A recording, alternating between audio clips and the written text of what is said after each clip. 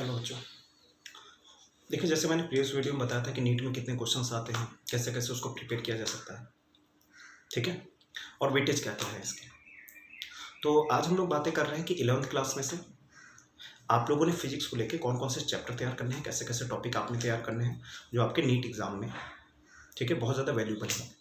ठीक है, तो चलिए इसको देखते हैं कि हमारे 11th क्लास में नीट एग्जाम में फिजिक्स में क्या क्या वेटेज है हमारे पास हर एक चैप्टर की। ठीक है, चलिए देखते हैं। तो हम लोग बात करें weightage of different chapters in physics. सबसे पहला जो हमारा चैप्टर है फिजिकल वर्ड एंड मेजरमेंट, ठीक है, जो कि थ्योरेटिकल है। ठीक है, फिजिकल वर्ड, इसमें सिंपल सा टॉपिक हमारे पास पूछे जाते हैं, इन्वेंशन से रिलेटेड है हमारे पास। और इसमें जो क्वेश्चंस आता है, ठीक है, वो डायमेंशन का और एरर का।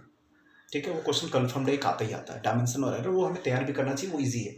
तो हम इसमें आसानी से हम लोग इसमें स्कोर कर सकते हैं। ठीक है, तो ये काफ़ी आसान टॉपिक है और कोशिश किया करो कि आसान टॉपिक पहले हम क्लेरिफाई कर दें, और ये ज़्यादा आपका टाइम कंज्यूमिंग भी नहीं है। आप एक दो लेक्चर में इसको बहुत अच्छे से प्रिपेयर कर सकते हो, एक एक कॉन्सेप्ट तैयार कर सकते हो।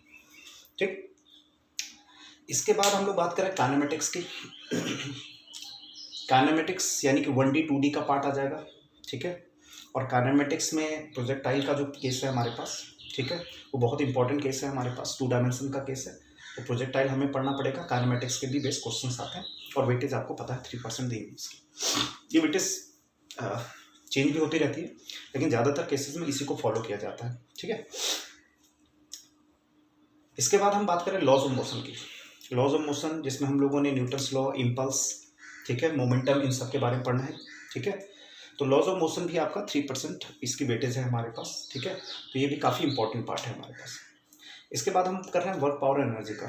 ठीक है, वर्क पावर एनर्जी, इसमें जो ज़्यादातर इंपॉर्टेंट केस जो आता है, work done by variable force. ठीक है, conservative, non conservative, work energy theorem पे बेस्ड क्वेश्चन। ठीक है, स्प्रिंग पे base, work done by the spring, और कोलिजन का इंपॉर्टेंट पार्ट है। तो ये भी हमारे लिए इस लिस्ट में बहुत इंपॉर्टेंट चैप्टर है हमारे पास, वेटेज भी काफ़ी अच्छी खासी है। ठीक, फिर बात करते हैं मोशन ऑफ सिस्टम और पार्टिकल एंड रिजिड बॉडी। तो रोटेशनल मोशन का पार्ट बन गया। रोटेशनल मोशन में क्या क्या क्वेश्चन बन सकते हैं?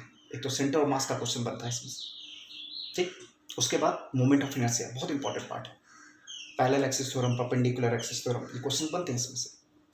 ठीक है, तो ये भी हमारे पास इस लिस्ट में बहुत इंपॉर्टेंट चैप्टर का पार्ट बन जाता है, जिससे क्वेश्चन हर साल पूछे जाते हैं हमारे पास। ठीक है,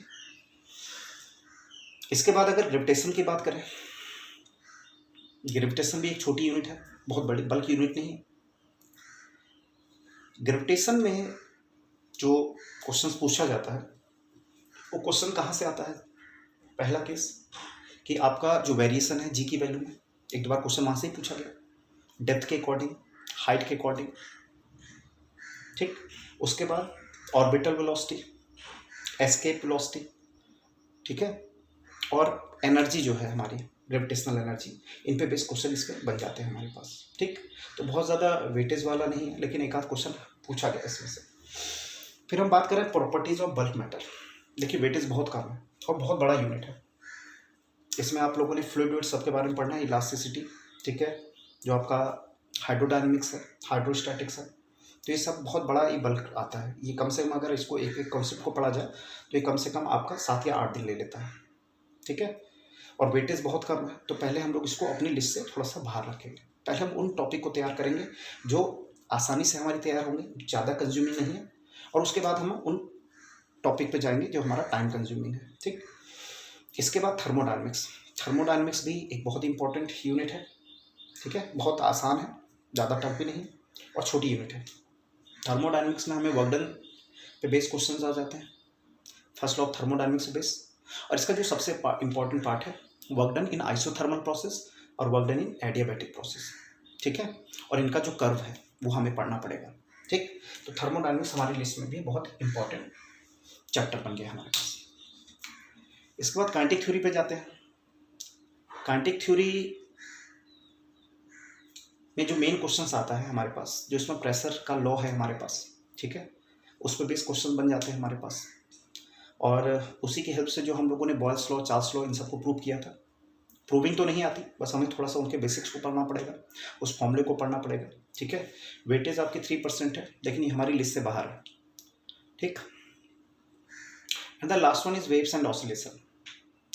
वेव्स एंड ऑसिलेशन की अगर मैं बात करूँ तो वेटेज 3% है, ये बढ़ती घटती रहती है, कभी कभार इससे ज़्यादा क्वेश्चन बन जाते हैं। वेव्स एंड ऑसिलेशंस में सबसे पहले हम लोगों ने जो हमारा सिंपल पेंडुलम का केस है, टाइम पीरियड क्या होता है, एनर्जी जो होती है हमारे पास एसएचएम की एनर्जी पे बेस हर बार क्वेश्चन पूछा गया है, वो काफ़ी इंपॉर्टेंट पार्ट है। इसके बाद time period, simple pendulum, second pendulum, spring का केस क्या है, ये पूछा जाता है हमारे पास। ऑसिलेशन में हम लोग चले जाएं तो इसमें बहुत इंपॉर्टेंट पार्ट है आपका डॉपलर इफेक्ट का, उसका बेसिक कॉन्सेप्ट भी है, बहुत आसानी से उसको तैयार किया जा सकता है। डॉपलर के बाद बीट का भी क्वेश्चन काफ़ी पूछा जाता है हमारे पास, बीट के भी काफ़ी क्वेश्चन आते हैं उसमें, ठीक है। तो ये कुछ बेसिक्स हैं हमारे पास, और ये भी हमारी लिस्ट में काफ़ी इंपॉर्टेंट टॉपिक पे आता है। देखिए जो ज़्यादा वेटेज है हमारे पास, अगर हम लोग फिजिक्स की बात करें तो बहुत ज़्यादा वेटेज जो है वो क्लास 12th की है।